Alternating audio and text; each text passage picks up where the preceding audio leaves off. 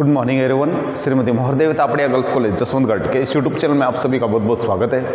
जिस टॉपिक पे हम आज डिस्कस करने वाले हैं वो है मार्जिनल कॉस्टिंग लेसन से क्वेश्चन नंबर 22 नंबर क्वेश्चन हमने लिख रखा है बोर्ड पे, आप देख रहे हैं मेरे पीछे लिखा हुआ बोर्ड पे। और इस क्वेश्चन में जो चीज़ दे रखी है मेन वो है कि एक कंपनी है, उसको कुछ चीज़ें बनाने के लिए जगह लेनी है। ठीक है, जगह के लिए दो ऑप्शन दिए गए हैं।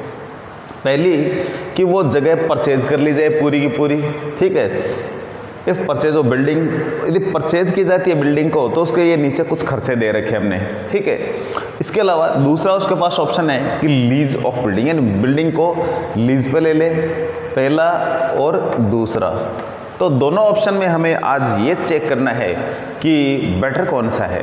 तो सबसे पहले थोड़ा सा बात कर लेते हैं परचेज ऑफ बिल्डिंग पे। यदि पहले ऑप्शन पे चलते हैं कि यदि बिल्डिंग को परचेज किया जाता है तो इसके जो खर्चे हैं वो किस तरीके से आएंगे। तो सबसे पहले आप देख रहे हैं कि यदि परचेज किया जाता है तो 1 लाख रुपए की वो बिल्डिंग है। अब 1 लाख रुपए किस तरीके से दिखाए गए हैं, इसमें एक है भूमि की जो कीमत है, लैंड ऑफ कॉस्ट है वो है 20,000 रुपये, और शेड है जो भूमि पे बना हुआ है उसकी 80,000। इस तरीके से 1 लाख रुपए पूरे होते हैं। तो इस तरीके से ये 1 लाख रुपए खर्चा दिखाया गया है। साथ में ये हो रहा है कि यदि आप भूमि खरीदते हो तो उस पर वेरिएबल कॉस्ट और लगेगी आपकी, वो है जो 20,000 रुपया है। तो वेरिएबल कॉस्ट 20,000। तो यूं यदि मिलाते हैं तो टोटल कैपिटल आउटले है वो हो जाता है 1,20,000। तो हम यहाँ लिख सकते हैं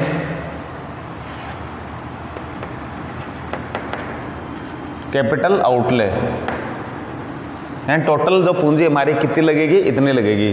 किस तरीके से दिखा सकते हैं, इसमें लिखेंगे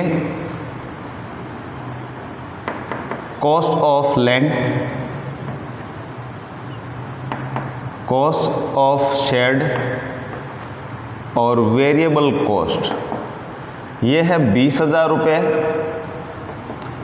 ये है 80,000 रुपये और ये है 20,000 रुपये। टोटल मिलाते हैं तो 1,20,000 का खर्चा है। यदि परचेज करते हैं तो हमारे ऊपर इतना आएगा, 1,20,000 रुपये का खर्चा हमें पड़ेगा। अब यदि 1,20,000 में हमने खरीद ली है तो इसमें कुछ हमारे और भी खर्चे लागू हो जाएंगे जो कि प्रतिवर्ष है। ठीक है, अब ये पहला खर्चा इसका म्युनिसिपल टैक्स है जो 500 रुपये क्वार्टरली है। ठीक है, तो 500 रुपये क्वार्टरली है तो इसका मतलब 3 महीने से 500 रुपये है। तो यदि हम बात करें 1 साल की तो ये 3 महीने से यदि इसको देखा जाए तो 2,000 रुपये 1 साल में लग जाएंगे। इंश्योरेंस का है पर एनम, यानी 1 साल का 1,000 रुपया। रिपेयर का खर्चा है वो 1,500 रुपये 1 साल का है। डेप्रिसिएशन है जो कि हमने 1 लाख रुपए में इसको खरीदा है तो 50 साल इसका जीवन काल है। हमने लाइफ ऑफ जो बिल्डिंग है वो लिखना भूल गए, लिख देते हैं इधर, लाइफ ऑफ बिल्डिंग ये है 50 वर्ष।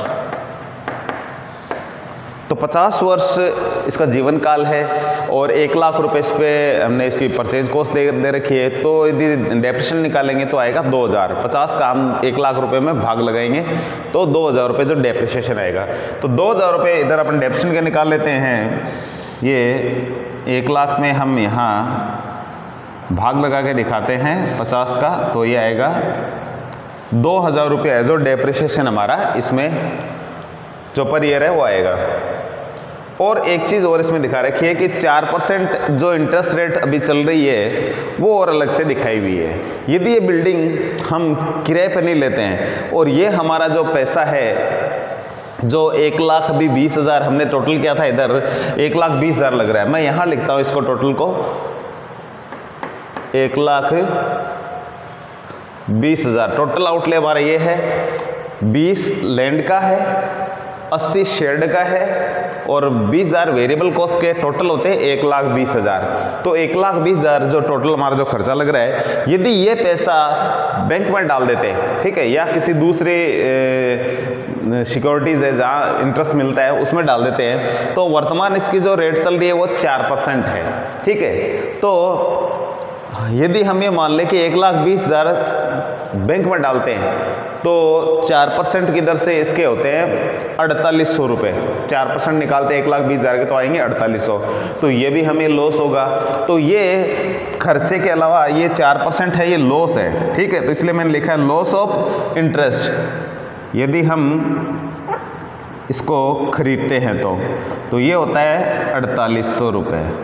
तो ये हमारा टोटल इसमें क्या है कि खर्चा लगा हुआ है, ठीक है। और यदि किराए पे लेते हैं तो ओनली 10,000 रुपये प्रति वर्ष लगते हैं, पर एनम है ये,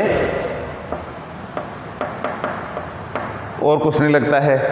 अब देखते हैं कि दोनों में से बेस्ट ऑप्शन कौन सा है। तो सबसे पहले हम क्या करते हैं, नंबर 1, इफ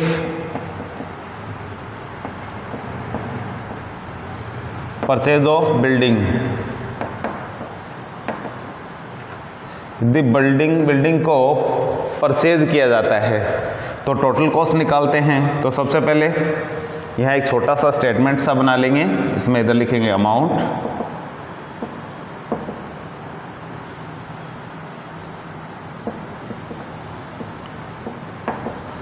और इधर आ जाएगा आइटम्स या पर्टिकुलर लिख सकते हैं।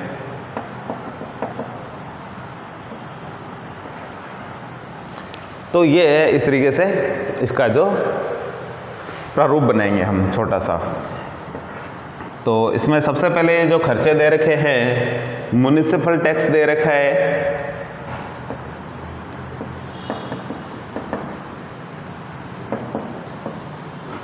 ये दे रखा है 500 रुपया दे रखा है ये 3 महीने का। तो 1 साल में ये 4 बार देना पड़ेगा, तो इसका आएगा 2000 रुपये।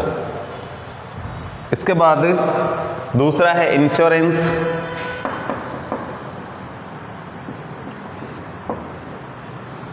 इसका 1000 रुपये आएगा।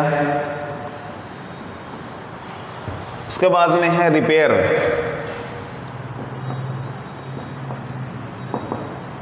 रिपेयर्स में 1500 रुपये।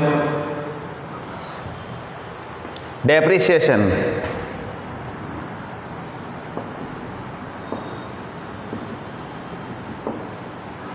डेप्रिसिएशन है जो वो आएगा 2000। और लॉस ऑफ इंटरेस्ट जो कि हमने खरीद लिए, इसलिए पैसा हमारा इधर लग गया सारा,